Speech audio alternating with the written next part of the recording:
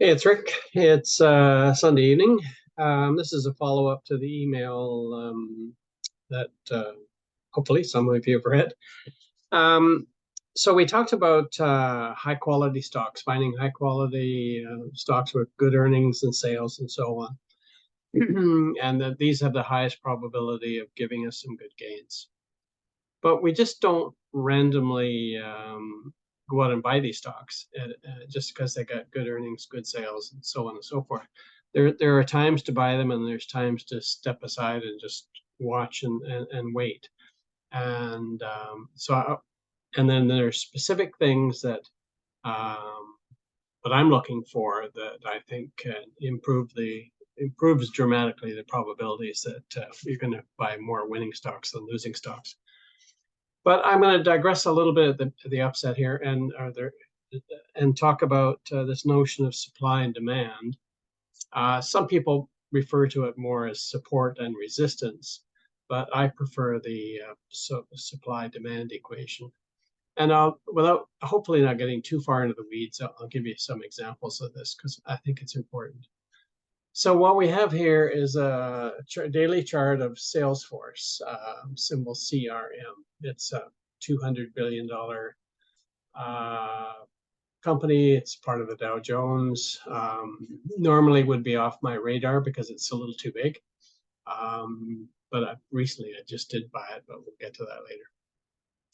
But talking about supply and demand, I want to point out a couple of things on this chart and hopefully scroll and make this a little bit bigger. So hopefully you can see it. Over here, we had a gap.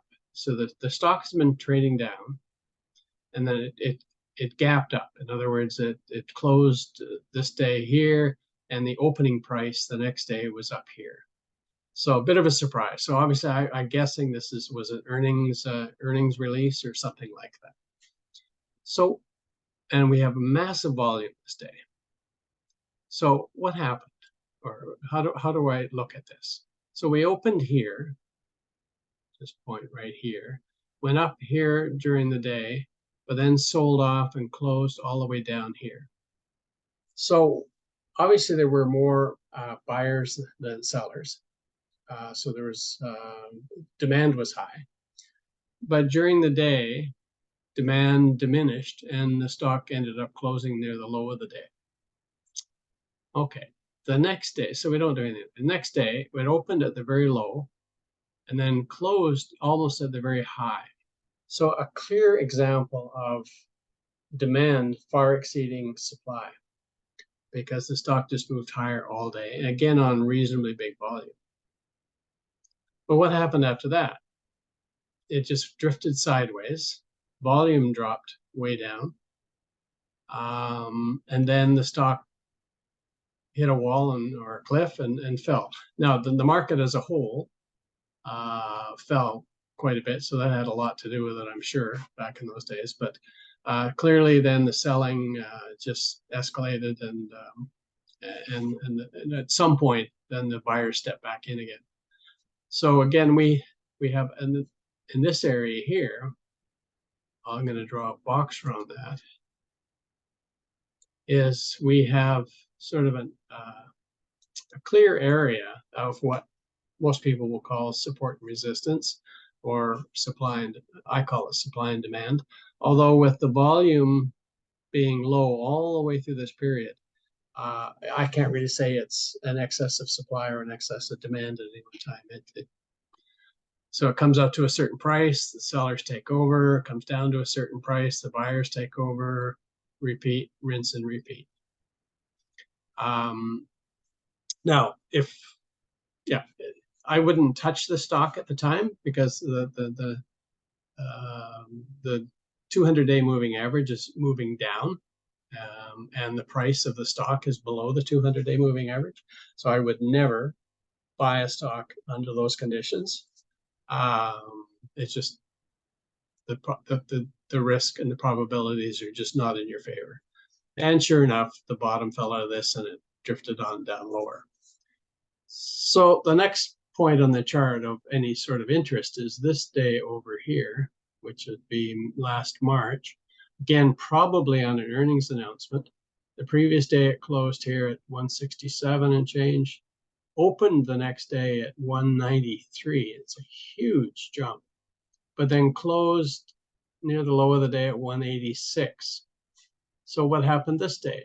Again, there was a lot of, obviously a lot of demand and no sellers at the opening bell. But during the day, the seller started to take over. And that got confirmed in the next 5 days as the stock actually went all the way back down to almost where it started. So this just tells me that the people that were buying up here had to, because they were short the stock, because this thing has been in a downtrend. They're expecting it to go lower, had an unexpected earnings release, and were forced to buy. But the institutions were gladly selling them all the stock they could give them, until at some point the institution said, "Okay, enough's enough. I'm going to step back in." So that's a little more than you really needed to know, but it's some explanation on supply and demand and how I really pay attention to it. But the meat and potatoes of this is what's happened after this gap.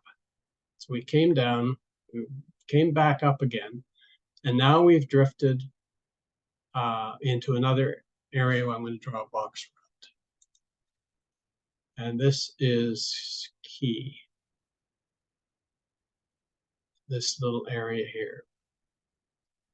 So what I'm looking for here is we come up to a new area, a high, and then it fails to get any higher, so it pulls back. And then it finds support or finds demand. It takes it right back up to the previous supply or resistance area, and then comes back down again.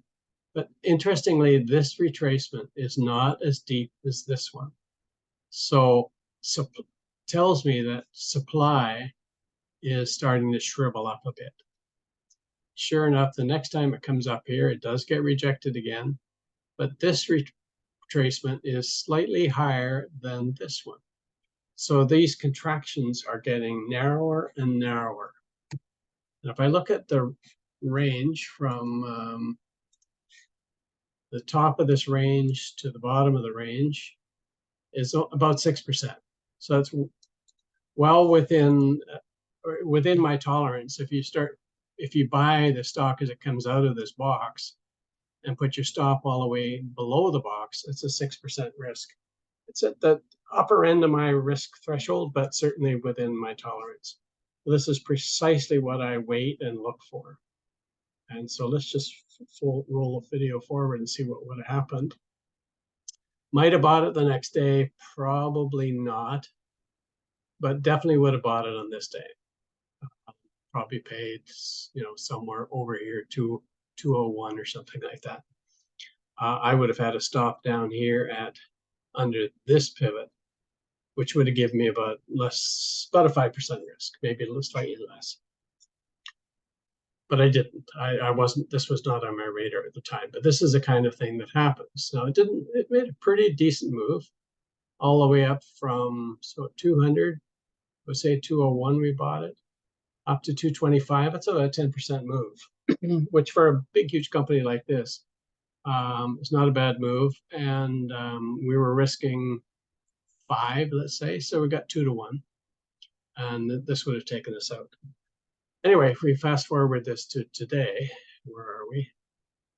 And we have another sort of example. This one's really not very as clear, where we have, call this box here, and where we come up to here, didn't quite get that high, came back down again. This pullback was a little more shallow, but they're all about the same in here. So it's similar, but not near as crisp. This is the one I want you to take a picture of, get memorized, and look for these kinds of patterns. This is the right time to buy these kinds of stocks. I'll give you another. Let's go to another example. This is one, again, if we roll this back to here, I don't want you to see what happened.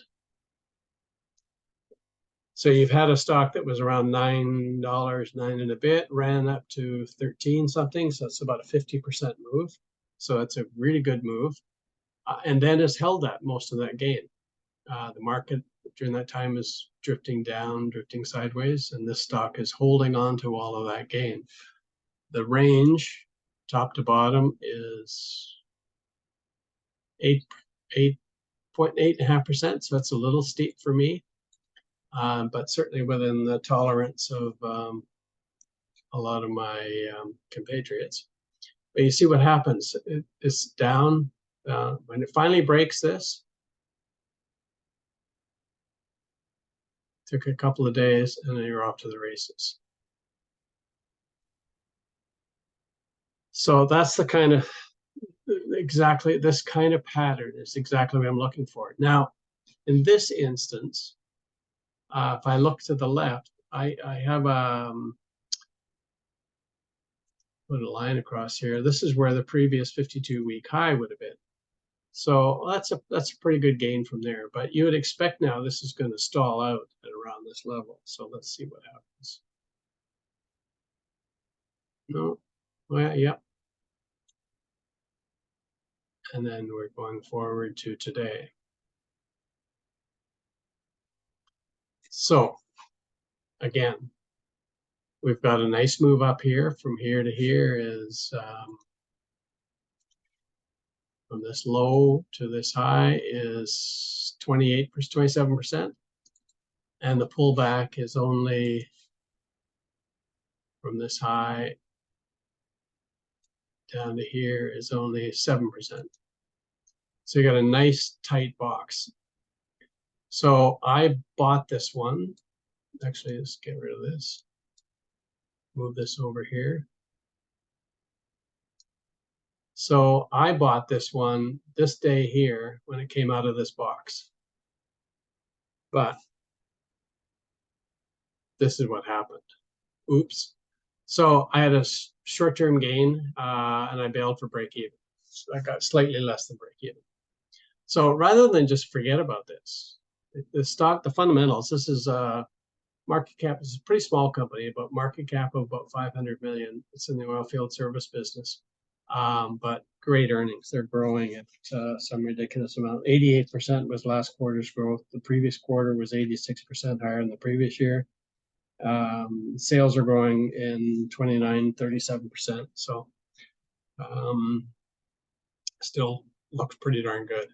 So I've just recently rebought this. I rebought this here, and we'll see what happens. I'm able to put a stop underneath here.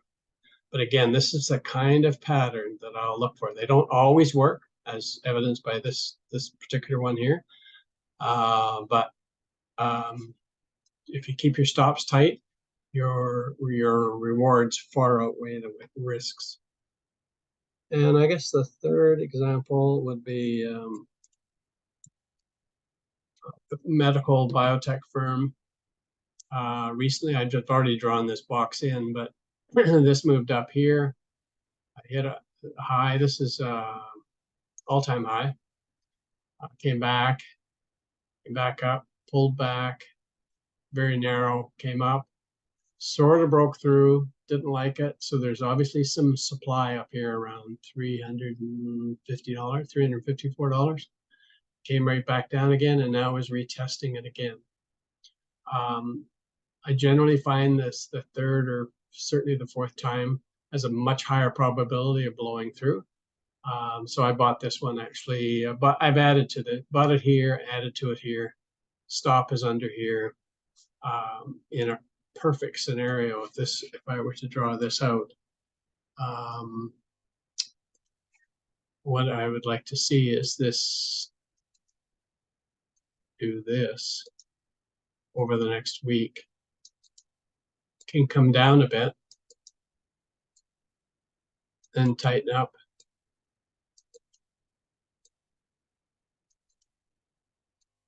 And then do that. Well, that one won't be that big, but anyway, you get the idea. So this contraction here is going to be much shallower than this one. And then when it blows through here, I'd be all over it, adding to this position. So again, this is a picture that is worth ingraining in your memory bank, especially off the highs. I'll give you one last one that's different. It's off a low base.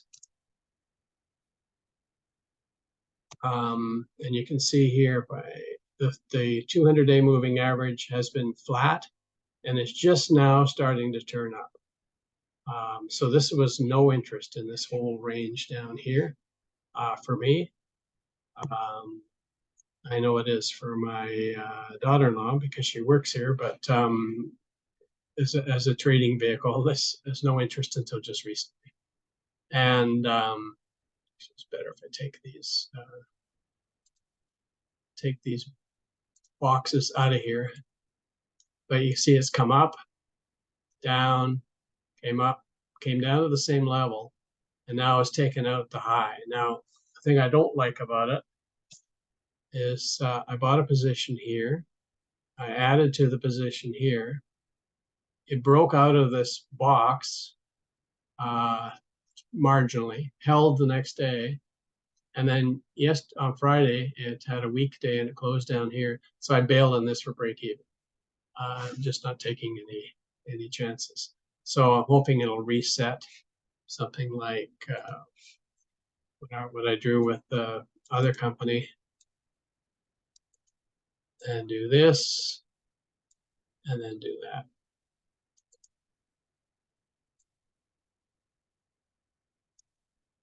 So that would be a glorious picture. But again, this is the thing you want to ingrain in your head is this kind of a pattern.